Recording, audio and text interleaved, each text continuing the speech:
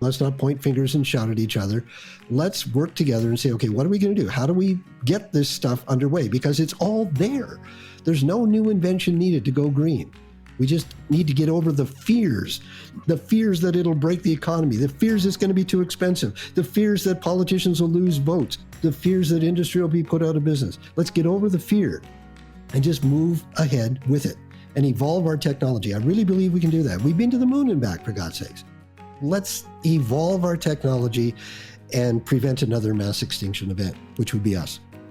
I'm Peter McCully. That's Bob McDonald, author and science journalist. We'll talk about his new book, The Future Is Now, Solving the Climate Crisis with Today's Technologies, when Today in BC continues. Hey, it's the Moj, Bob Marjanovic. Join me on the Moj on Sports podcast on Black Press Media at todayinbc.com. Listen into conversations with well-known athletes and celebrities as we look behind the scenes at these successful people. Listen in to the Moj on Sports podcast on todayinbc.com. You'll also find the Moj on Sports podcast on iTunes, Spotify, Amazon, iHeart, YouTube, and Google Podcasts, as well as mojonsports.com. Thanks for joining us today, Bob. Happy to be here, Peter. I'm reasonably sure that every one of our listeners knows somebody in British Columbia named Bob McDonald, but there'd only be one who's working as a science journalist and an author for more than 30 years. Most notably is the host of Quirks and Quarks. So I'm interested in where your love of science began. Well, actually, it began when I was a kid because I grew up in the space age. The entire space program has happened within my lifetime. I remember Sputnik, the very first satellite that the Russians put up in 1957. I was around then. I was a kid, but I remember it. Seeing this drawing on the newspaper in Orillia, where I lived in Ontario, and it showed the Earth with a circle around it, a little ball. And everybody was going, ooh, this is really exciting. They were also scared because those evil Russians, if they can put a ball that goes right over our head, maybe they could put a nuclear weapon up there. It was a really interesting time. And then I watched all of the space program. I knew the names of all the early astronauts. I watched them walk on the moon. I watched all the moon missions, not just the first one.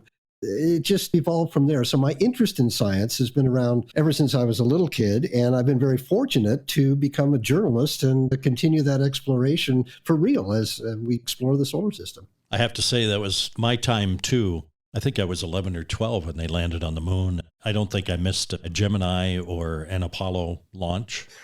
I had that come full circle. In the 2000s, I was part of a conference on going back to the moon in Toronto when I was living there. And the guest of honor was Buzz Aldrin, who was on Apollo 11, the first landing.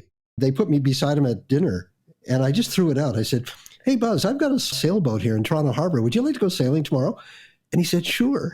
So I took Buzz Aldrin sailing. So it was amazing to watch him walk on the moon as a kid and then take him out for a sail in Toronto Harbor. It was great.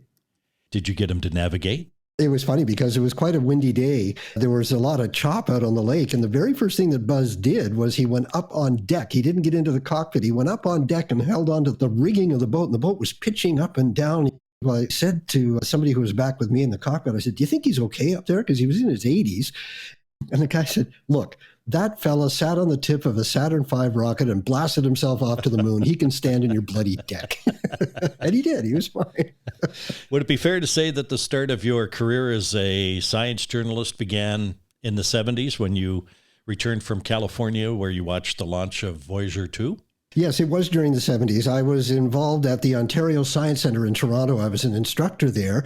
And NASA started sending these robots to the planets. And in 1976, there was a robot called Viking that landed on Mars. And it was the first big lander to go there with color cameras.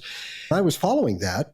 And CBC News called up and they said, can somebody come on and talk about this thing that landed on Mars? I said, yeah, I could do that. I'd never been on television before.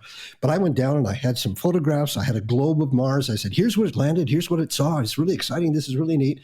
And they said, well, thank you very much, Mr. McDonald. Then they broke for commercial. And as I was getting off the set, taking off the microphone, the director came down from the news control room, stood right in front of me with her hand on her hips, and she pointed at me. She said, you're really good on camera. If you want to come back and do more science stuff, we'll have you here.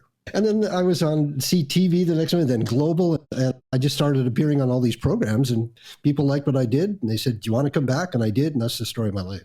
That was also 45 years ago, which is hard to believe. Are you still following Voyager? Because it's still out there.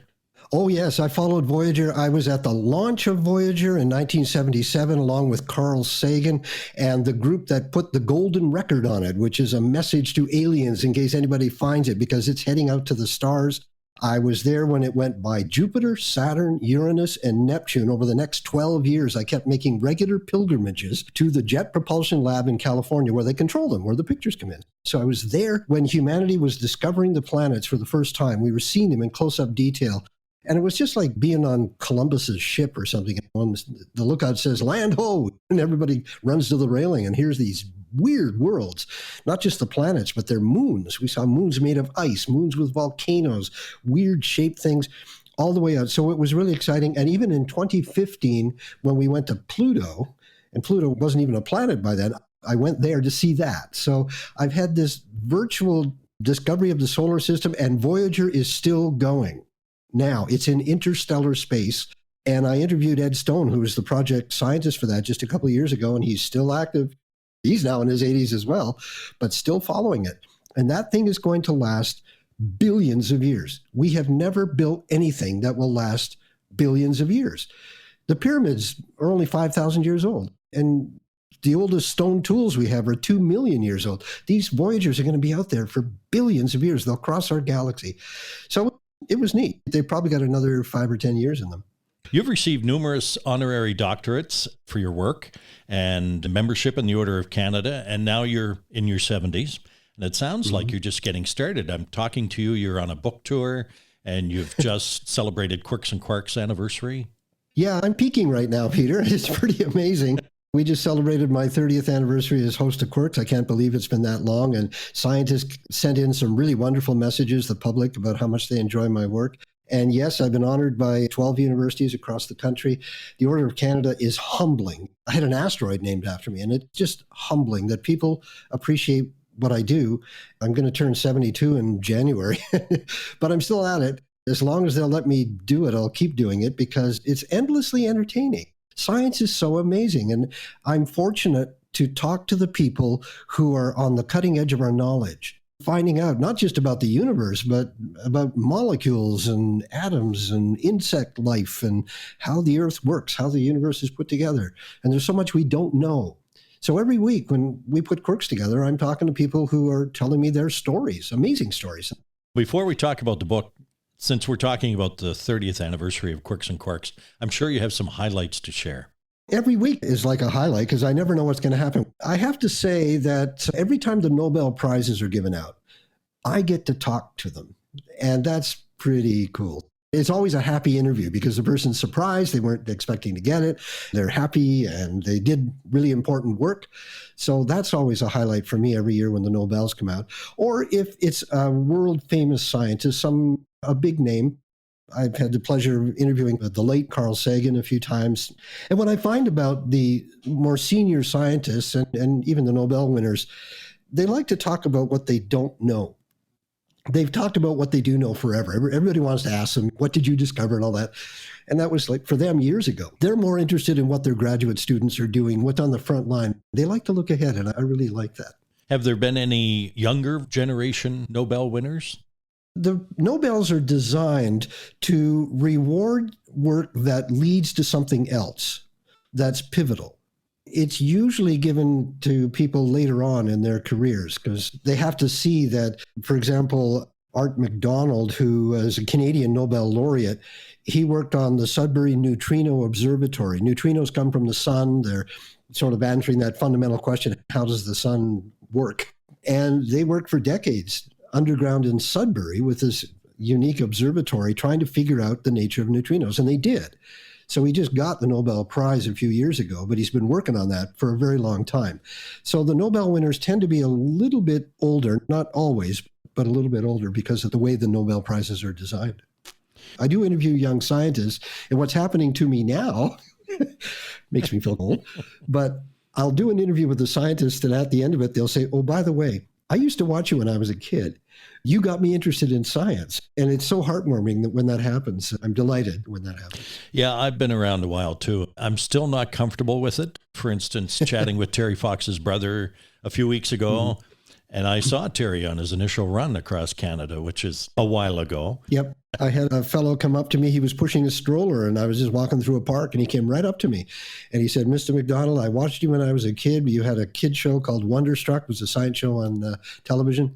He said, "I watched that. You got me interested in science, and now I'm a dentist. And thank you for that." And then he walked away, and it was like, holy smokes. Because we just throw these programs out to the air. You don't know who's listening. You don't know what effect it's having. When you do get feedback like that, it makes you feel maybe we're doing something right here in this business. Let's talk about the book, The Future Is Now. I read several reviews on the book, and I agree with them. They describe the book as being optimistic and positive in regards to our abilities and our chances to find some clean energy alternatives and climate change solutions. There's a lot of facts in the book, and I was really taken aback by the amount of oil that we consume on planet Earth. Maybe you could run through the numbers for us. Yeah, it's scary. We did a calculation on how much work a barrel of oil can do, and there's a unit called a joule. If you pick up a bag of rice that weighs 1 kilo, hold it out at waist level and lift it over your head, you've done 1 joule of work. 1 kilo raised 1 meter. Well, a barrel of oil, the standard 45-gallon drum, contains 6 billion joules, which is hard to get your head around. So another unit is the Great Pyramids of Egypt. Somebody figured out how many joules it took to build the pyramids, and it's in the trillions of joules. But when you translate that into barrels of oil, it's only 400 barrels, which is what you can get out of one oil well in one day to build the pyramids. So when you add up all the energy that we're using around the world every year, all the forms of energy that we use, we burn about 2 million pyramids every year. 2 million pyramids. It took the ancient Egyptians 20 years to do it once. We do 2 million of them every year. So we're awash in this energy. And that's because oil is so dense. Oil, coal, natural gas, we just dig them out of the ground and burn them. And they're not the problem. It's the way we burn them. We just light a match, which has been great for the last 150 years. It got us through the Industrial Revolution. But when you just burn these fossil fuels, they're called hydrocarbons because it's a chain of carbon atoms with hydrogen stuck to it like Christmas bulbs on a string. And in the same way that when you plug in the lights, it's the bulbs that light up. The string just sits there. So when you burn fossil fuels, the hydrogen is what's coming off and giving you all that energy. The carbon stays behind. And so it'll either just go up by itself, black carbon, that's smoke, soot, or it'll combine with oxygen in the air. Then you get carbon dioxide or carbon monoxide. Or if there's sulfur in there, it's sulfur dioxide. It's the leftovers that are changing the climate. We could get just the hydrogen out of the oil, leave the carbon behind, store it underground, or find some other way to get the energy out of oil without all of those things. So that's what I've done in my book, is to say, not make enemies out of the fossil fuel industry, not to say we have to get rid of it. We just have to utilize it differently because it's very convenient. But it's going to be joined by many other forms of energy as well. At the rate that we're currently burning oil, how many years do we estimate we have left? We used to worry about that back in the 70s. They talked about peak oil, and that didn't happen because there's so much more effort now to go after it. So it's not about running out of oil. There's a wonderful phrase, the Stone Age didn't end because we ran out of stone. We moved in a different direction. We went to the Iron Age and then the Bronze Age and then steel, and now we're in the electronic age. So the technology evolved. The technology got better. Okay, the way we've been burning oil has been great. We have the combustion era. So let's get out of that now and get into electrification or hydrogen or whatever. We can't think of fossil fuels as the only source of energy. There's more energy falling out of the sky in 1 hour than we use in a year hitting the earth. The sunlight. More energy blows on the wind. It bubbles out of the ground. It literally grows on trees. So there's no shortage of energy. It's just how we scoop it up.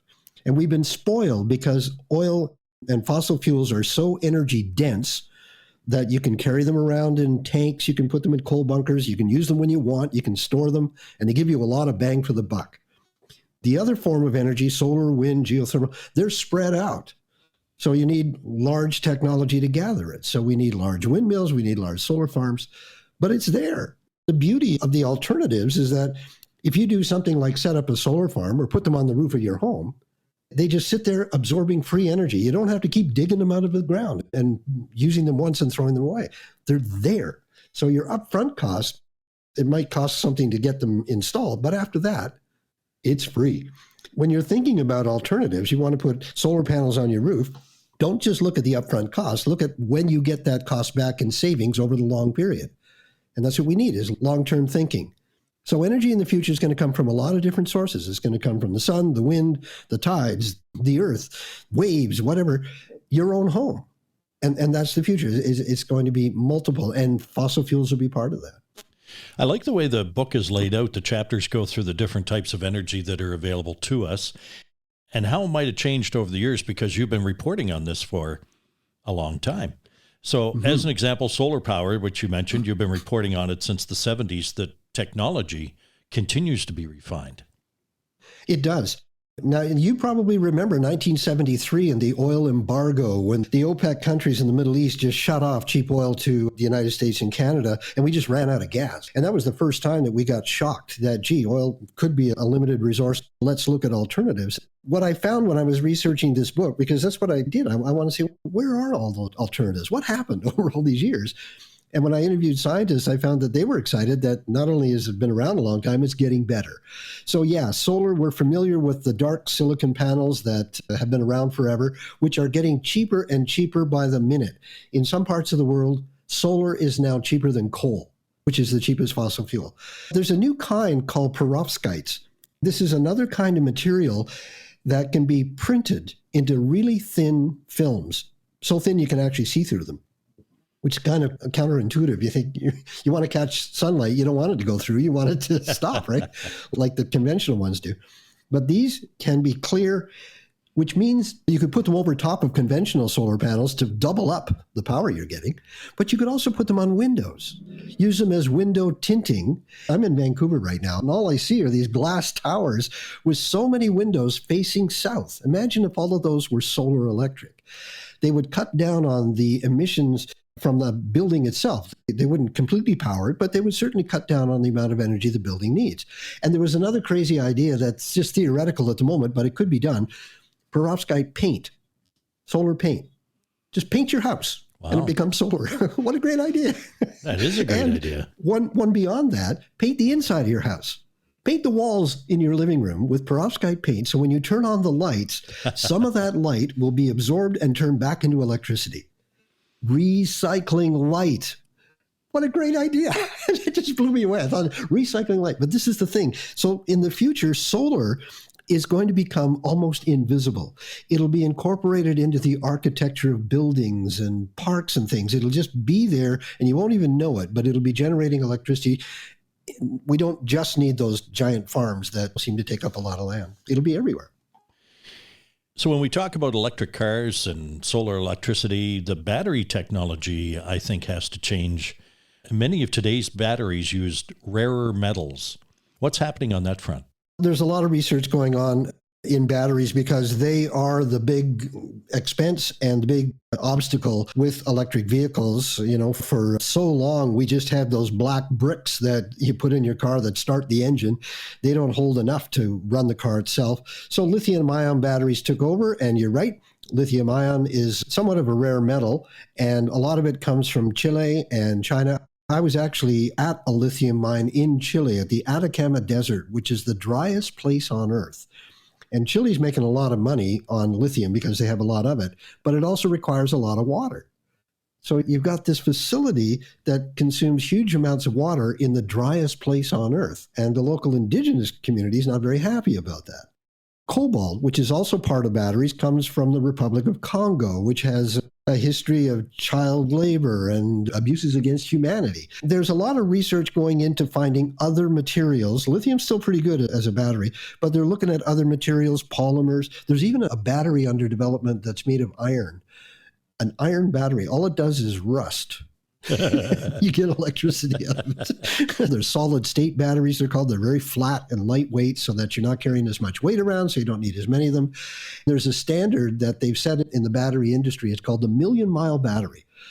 This is a battery that you can use for 1,000,000 miles. It won't go 1,000,000 miles at one time, but you can use it for 1,000,000 miles.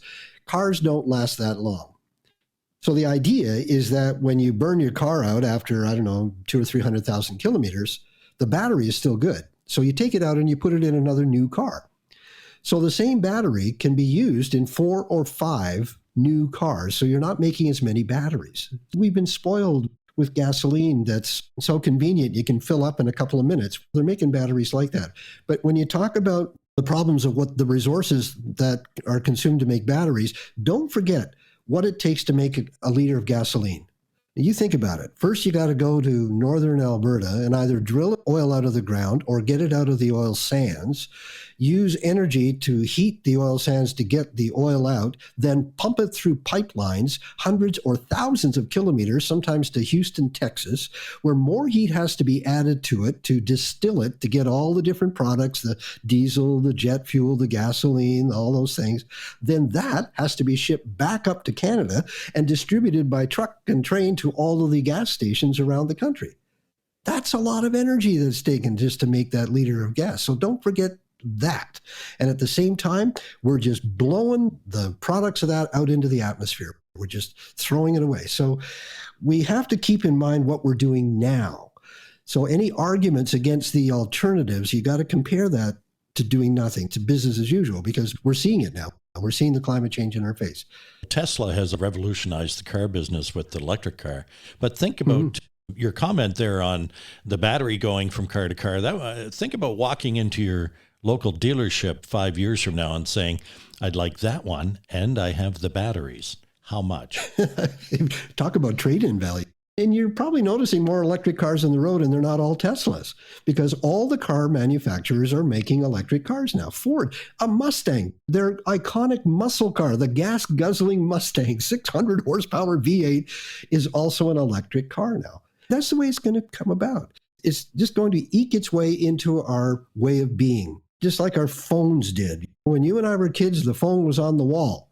And all it did was talk, and you had to stand beside it. Now it's in your pocket, and it can do so many other things. That didn't come from government mandates or because of the climate. It was a good product. It was a good idea, and people like electric cars. They're hot. They're fun to drive. They're quiet. They're clean, and they're really efficient. That's how I see the green revolution, as I'm calling it, coming about. It'll just appear. We're not going back to the caves or back to the trees. We don't have to break the economy. Just evolve our technology, evolve the way we move ourselves from place to place, the way we keep ourselves warm.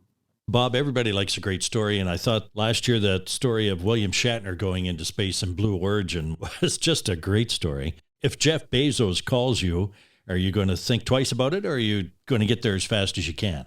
I'll be there in a heartbeat. I'll be there in a heartbeat. Yeah, it's been my dream to get into space. I haven't quite made it yet, but maybe Jeff will take me up. I don't know. What would you take with you? If they would let me, I would take a book that my mother gave me when I was a kid that I still have called The Planets. It was a golden library of knowledge, this hard book with all this artwork in it that talked about the planets and what they might be like. And back then they were all drawings because we hadn't been there. It showed me as a kid that the Earth is just one of a family of planets and all the others are really different. And I knew that as a kid. So to actually go up and see our planet from above, I think I'd take that book with me. It'd be full circle. When Today in BC continues, Bob McDonald talks wind and nuclear energy alternatives. Why spend hours searching dealerships, comparing makes and models? Find the best of BC's inventory in one place, todaysdrive.com. You'll have access to inventory across BC, where you can easily find a vehicle that fits your needs and gets you where you need to go in comfort. Get in the driver's seat. Don't miss out on the many options we have available for you. Powered by Black Press Media, todaysdrive.com connects you with exclusive new and used car deals. Today in BC is a Black Press Media podcast. I'm Peter McCully. Bob, another chapter of the book, you talk about biofuels, wood pellets, ethanol, biodiesel. Not necessarily all great ideas for all countries, but for some countries might work in some kind of a mix. Yes, biofuels are the most controversial. The idea is that you can turn organic matter, stuff that was alive, into fuels like ethanol or whatnot, and use them like gasoline or even jet fuel. Then you grow back so that it's balanced, it's neutral. What you release into the atmosphere is absorbed again by the new plants. That's the concept. Canada is involved in the biofuel industry. We have wood pellets that we export to Europe. that are burned in generating stations, sort of like coal, except they're wood pellets. It's waste material from the forestry industry. In Indonesia, they're cutting down rainforest to make palm plantations for palm oil, which is used in Europe as a fuel. In other parts of the world, they're using corn. The U.S. is using a lot of corn to make ethanol. In fact, when you fill up at some gas stations now, they'll say 10% alcohol. That mostly comes from corn. So that raises an issue. One, is it sustainable? But two, what about food? Are we turning food into fuel? So that debate is always going to be there, that we have to think about that very carefully, that we're not burning up what could be fed to people when we have hungry people in the world. It's an interesting concept. It has to be discussed very carefully to make sure that it's sustainable and viable. Your chapter on wind power was an eye-opener for me because I really wasn't aware of the size of these wind turbines that are being built around the world to generate electricity. Size matters in wind. Size matters because the more area that you can cover, the more wind you get, the more power you get, the more energy you get. And because wind turbines subscribe a circle in the air when the blades are going around, you remember that old formula you had to learn as a kid, pi r squared? Yes. That r squared, the r is the radius of the circle, the distance from the center out to the edge. That's a blade on a wind turbine. So if you double the length of the blade, you square that to get the area. You square the area. You get 4 times the area. That's great.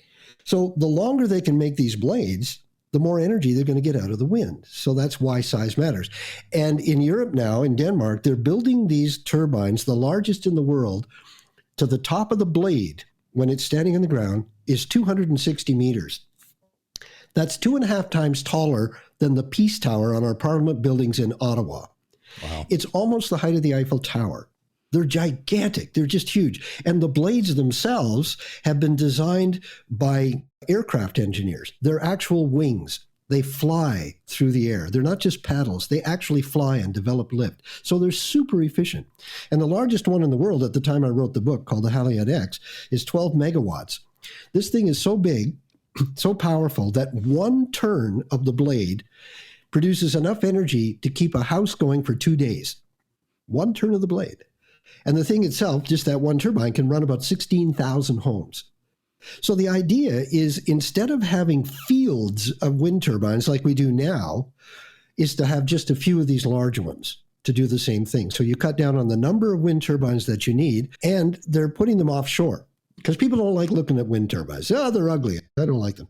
Put them offshore where the winds are steady anyway and stronger, and they can be as tall as you like. They're also easier to move the parts around because you're moving by ship rather than having these gigantic blades trying to get up to mountaintops kind of thing. So that's the future of wind, is size. Size does matter. And they'll probably get even larger. It's unbelievable. Are they noisy? No, they're not. Because when you have something that large, it doesn't have to turn quickly. And in fact, they control the speed so that the tips of the blades don't go too fast, because that's where you get the noise, is if it goes too fast. But again, they're designed like airplanes. Some of them even have wing tips on them. And they're even taking a tip from nature. Some of them they're designing like owls' wings. Owls are totally silent flyers. They're predators. And they have these extra feathers on their wings that are on the leading edge that stick up a little bit like the teeth of a comb, but they're bent backwards. And they cause the air that's going over the top of the wing to create what's called a boundary layer. There's air that sticks to the wing so that the air passing over sees air, doesn't see feathers. It sees other air, which makes it really quiet. And the back of the wing, the trailing edge of an owl's wing, is scalloped. And again, as the air leaves the wing, it makes it quieter. They've done this with windmill blades. They put little ridges along the leading edge, and they put scallops on the back end, and they're quiet. They don't make any noise. So there's technology to keep them quiet too, and to make sure that they don't kill birds. Now, that's another criticism. Every form of energy has a problem. There's always some problem that you got to deal with. So they're doing things like make one of the blades black or color it so that you get a stroboscopic effect so birds can see them more easily. They put ultraviolet lights on them at night so they shine up so the birds can see when they're migrating. Or in Lethbridge, Alberta, there's a big wind farm there that I visited. During migration time, they raise the wind speed at which the turbines start up, because birds tend not to fly in higher wind speeds. So They found that they could really cut down. But more birds are killed by tall buildings and cats than by wind turbines. Far more by cats. It's something that we can deal with. Growing up in Nova Scotia in the 70s, the government of the day was talking about establishing a tidal power project in the Bay of Fundy, which was big news. But it wasn't new because a professor, I think at Acadia University, had actually sketched it out on a napkin in 1915. A power generation project using the power of the tides came online, I think, in 2021. Mm-hmm. What has to happen for projects like that to be ramped up faster? That's a long time. That's 50 years. Yes, there was a project in Annapolis Royal that was a tidal dam that was built back in the 70s. And it ran for quite a long time. And the idea is that it's a dam across an estuary. So when the tide comes up, it fills the water behind the dam. Then you wait till the tide goes down, and then it runs out and runs a turbine. Some whales actually managed to get through the dam where the turbines is and got caught behind. They were causing sedimentation. So it did work for a while, but there's a new approach to tidal power now. Rather than building these dams, they have floating tidal generators. So it's like a boat. I'm a sailor, and you anchor the boat, right? If you want to spend the night, you drop the anchor and it sits. And then the tide would flow by the boat, but you've got a big propeller hanging off the back of it. And the propeller is driven by the tides, and it's a generator. So in Nova Scotia right now, they've got this big trimaran that's got, I think, 6 propellers on the back of it, and they're quite large. And they just drop them down into the water, and it just sits there generating electricity. And we know when the tides are going to be flowing 4 times a day to the minute for the next 1,000 years. We know because it's run by the moon. Scotland's doing the same thing in the Orkney Islands. They have this long thing like a yellow submarine with big wings sticking out the side. Same thing, they can drop them down. And in British Columbia, we've got a lot of tidal energy here. I'm in Victoria now. I sail around the Gulf Islands. And when I moved out here in 2011, I was on my sailboat, and it was a beautiful day. I had all the sails up. I was going along thinking, hey, it's really a beautiful day. I looked at the shoreline, and I was going backwards, because the tide was stronger than the wind. Because when tide squeezes between islands, it speeds up. So we've got opportunities for tidal energy here on the West Coast as well. Your book also talks about the possibility of small nuclear as an option. What lessons would we have learned from Canada's nuclear generating stations? They're called can-do reactors that use natural uranium, and they have an incredible safety record, believe it or not. In fact, the nuclear industry as a whole has the best safety record of all the energy production. That may seem hard to believe, but it's like the airline industry. Airlines are still the safest way to fly, but when there's an accident, it's big news. And there have been a few major accidents: Chernobyl, 3 Mile Island, Fukushima. Chernobyl was awful. The whole reactor blew up. It was human error. It was not a nuclear explosion. It was a steam explosion because the water ran out. And that blew everything up into the atmosphere, and it was horrible. And a lot of people died from cancer from the radiation afterwards. That was awful. That type of reactor is no longer built. 3 Mile Island, nobody died. The reactor did exactly what it was supposed to do. Again, human error. The reactor overheated, it melted down, but it was contained within the reactor vessel itself. Unfortunately, just before that disaster happened, like a week before, a Hollywood movie came out called The China Syndrome, which talked about exactly the same thing. And they said, oh no, this stuff is going to melt right through the earth to China, and it's going to be really awful and horrible and horrible. And everybody remembered the movie, but 3 Mile Island itself, nobody died from that, and no radiation was released.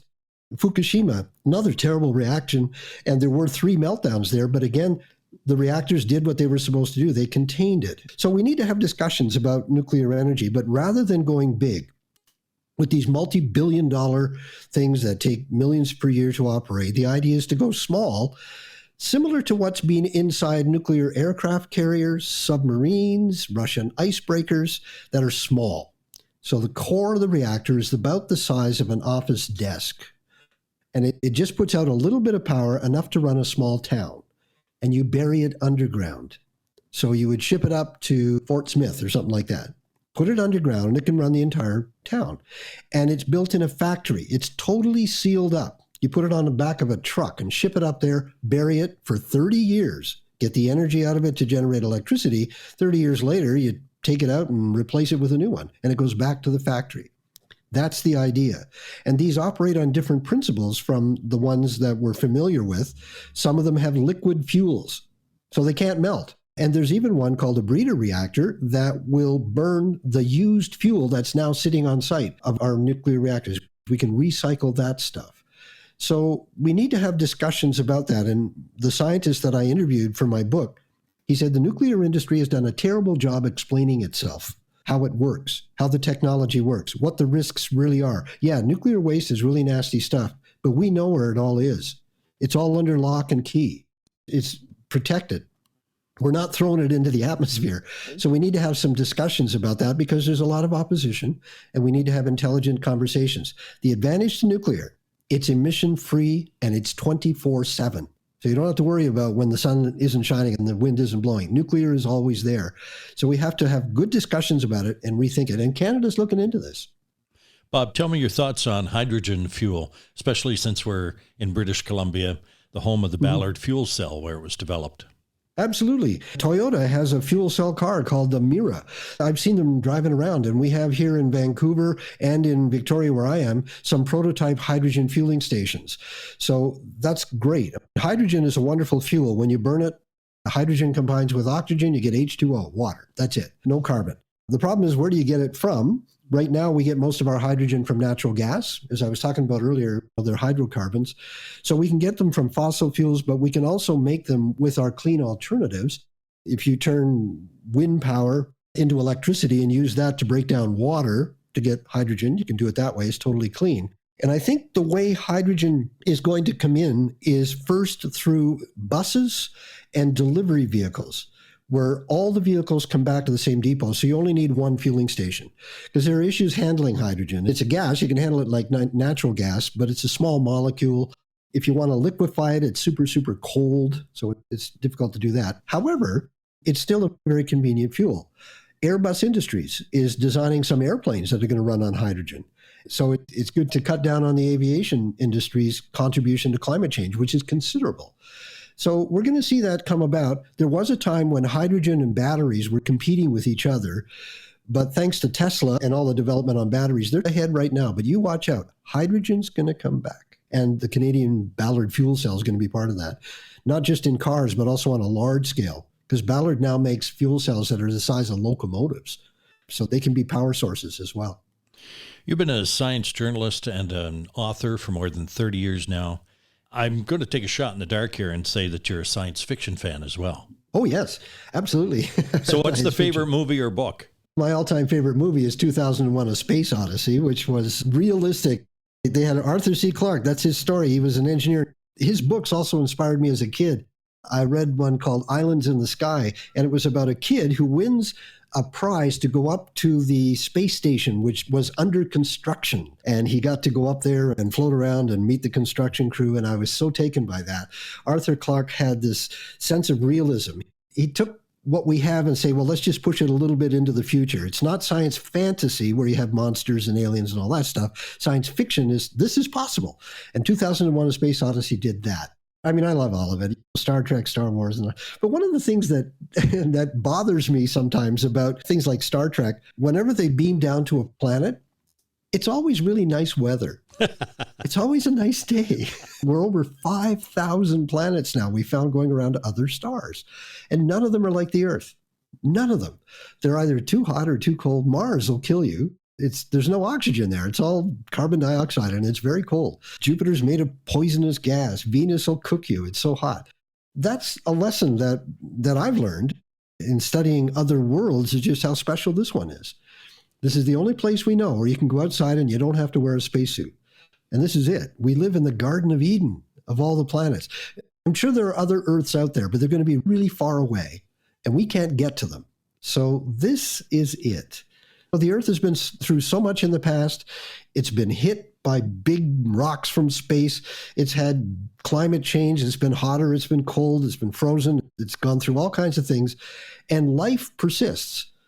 But every time there's a big extinction event, we've had at least 5 of them, what comes back is different than what was there before. The dinosaurs aren't here. Now we are. We're in an extinction event right now that we're causing. And I believe, now that we know that, we can engineer our way through it.